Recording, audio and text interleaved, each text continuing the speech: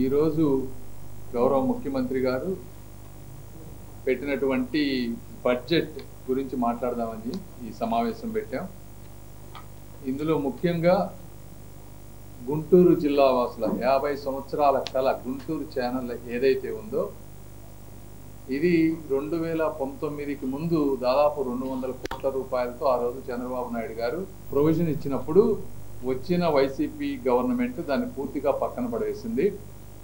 మళ్ళీ ఇప్పుడు మేము వచ్చిన తర్వాత గత 8 నెలల్లో మళ్ళీ అంత రివైజ్డ్ కాస్ట్లన్నీ ఎస్టిమేట్ చేయించి డిపిఆర్లు చేయించి బోత్ కెనాల్ ఎక్స్టెన్షన్ మోడర్నైజేషన్ రెండింటికి విడివిడిగా చంద్రబాబు నాయుడు గారిని రామాంజనేయులు గారు, నరేంద్ర గారు, నేను ముఖ్యంగా ఎందుకంటే మా ఈ నియోజకవర్గాల్లో మోడర్నైజేషన్ నరేంద్ర గారి దానికి ఎక్స్టెన్షన్ ప్రత్తిపాడు, పర్చూరు, చిలకలూరిపేట ఈ నియోజకవర్గాలన్నింటిలో కూడా ఉపయోగపడేటువంటి పరిస్థితి కాబట్టి వారిని కోరటం జరిగింది.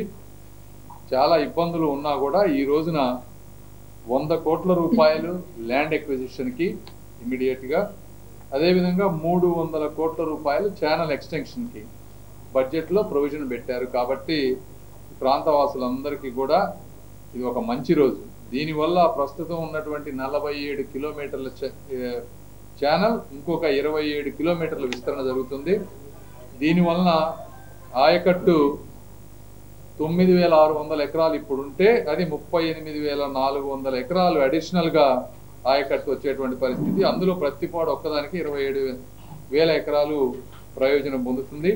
ప్రత్తిపాడు గ్రామాల్లో ఉన్నటువంటి తాగునీటి సమస్యలు 39 గ్రామాలకి పూర్తిగా 1,30,000 మందికి ఇది పూర్తిగా ఉపయోగపడేటువంటి పరిస్థితి. ఇంకో 10 గ్రామాలు మిగిలిన నియోజకవర్గాలకు కూడా ఉపయోగపడుతుంది.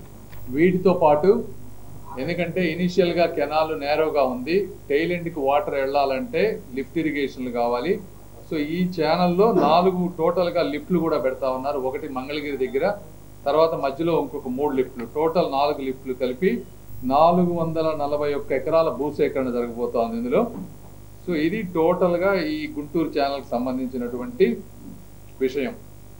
దీనికి సహకరించినటువంటి మా ఎమ్మెల్యేలు నరేంద్ర గారికి, రామాంజనేయులు గారికి, దీన్ని తీసుకొని వర్క్ చేసినటువంటి ఇంజనీరింగ్ అధికారులకి, నిమ్మల రామానాయుడు గారికి, పయ్యావుల కేశవ్ గారికి, అందరికంటే ముఖ్యంగా శ్రీ నారా చంద్రబాబు నాయుడు గారికి అండ్ లోకేష్ గారికి ఇద్దరికి కూడా మనస్ఫూర్తిగా గుంటూరు ప్రాంత ప్రజల తరపున కృతజ్ఞతలు తెలుపుతా ఉన్నాను.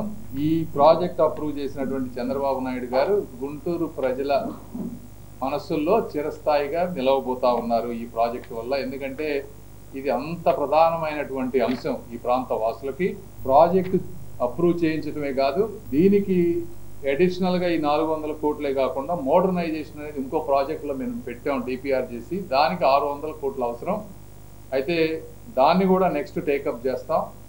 ఎక్కడ అవసరమైతే నాబార్డు నుంచి కానీ ఇంకో దగ్గర నుంచి కానీ నిధులు తీసుకొచ్చి నెక్స్ట్ ఎలక్షన్ వెళ్ళబోయే లోపు డెఫినెట్గా అది 2 కూడా టేకప్ చేస్తామని, అదంతా మేము రెస్పాన్సిబిలిటీ తీసుకొని కంప్లీట్ చేస్తామని మీ అందరికీ తెలియజేస్తూ మరొక్కసారి ఈ విధంగా చేసిన ప్రభుత్వానికి ధన్యవాదాలు చెప్తా ఉన్నాం.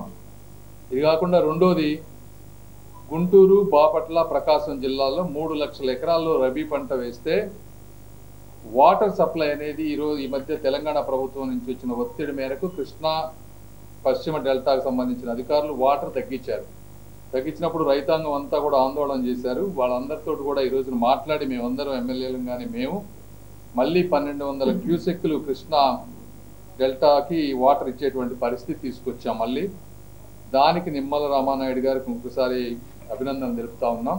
ఇవి కాకుండా మీరు ఒకసారి అర్థం చేసుకోవాలి, మొన్న మేము ఎలక్షన్ ముందు వెళ్ళినప్పుడు గత సంవత్సరం ఈ చుట్టుపక్కల ప్రాంతాల్లో అసలు తాగునీటికి వాటర్ లేదు. ఎందుకు లేదు అంటే ఒక పద్ధతి లేకుండా, ఒక ప్రణాళికాబద్ధంగా ఆలోచించకుండా, ఇప్పుడు మనం తీసుకుంటే 33 టీఎంసీల పులిచింతల ప్రాజెక్టులు ఈ రోజున వాటర్ స్టోర్ చేశారు. 3 టీఎంసీలు వచ్చేటప్పటికి స్టిల్ అది కదలని వాటర్ అక్కడ స్టోర్ అయ్యేది. ఒక 30 టీఎంసీలు ఫ్లో ఉండేటువంటి వాటర్. ఈ 30 టీఎంసీలని ఒక ప్రణాళికాబద్ధంగా రేపు వచ్చేటువంటి పంటలకు కానీ ఎండాకాలంలో కావాల్సిన నీరు ఒక సిస్టమేటిక్గా ప్లాన్ చేసుకుంటూ వస్తున్నటువంటి మన రామానాయుడు గారికి, అదేవిధంగా చంద్రబాబు గారి ప్రభుత్వానికి కూడా ఇంకొకసారి ధన్యవాదాలు. మీరు రైతులు, ఈ ప్రాంత రైతులు, మనుషులు కూడా అందరూ అర్థం చేసుకోవాలి. ఒక సమర్థవంతమైనటువంటి పరిపాలన ఉన్నప్పుడు ప్రణాళికాబద్ధంగా దూరదృష్టితో ఏ విధంగా ప్రభుత్వం పనిచేస్తుంది, ప్రజల సమస్యలు పట్టించుకోకుండా ఇంట్లో కూర్చునే వాళ్ళకి ఉన్నటువంటి డిఫరెన్స్ ఏంటి అనేది. ఇవి కాకుండా ఇంకొకటి, నేను కేంద్ర ప్రభుత్వంలో ఉన్నాను కాబట్టి rural land records, urban land records ఇవన్నిటిని డిజిటైజ్ చేయటం వల్ల మనకి మొన్న 400 కోట్ల రూపాయల ఇన్సెంటివ్ ఒకటి వచ్చింది.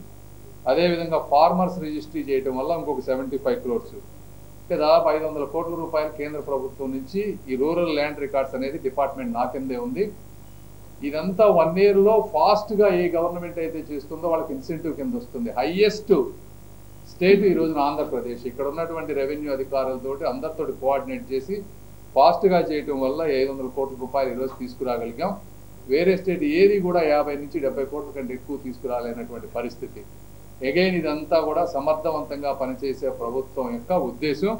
ఆ 400-500 కోట్ల రూపాయలు ఈరోజు తీసుకురాగలిగాం కాబట్టి చంద్రబాబు గారిని ఈ గుంటూరు ఛానల్కి మాకు కొంచెం హెల్ప్ చేయండి అనేటువంటి 1-2 సార్లు మేము రిక్వెస్ట్ చేయగలిగామని మీ అందరికీ తెలియజేసుకుంటూ సెలవు తీసుకుంటున్నాను. Please subscribe to Leo news for more videos.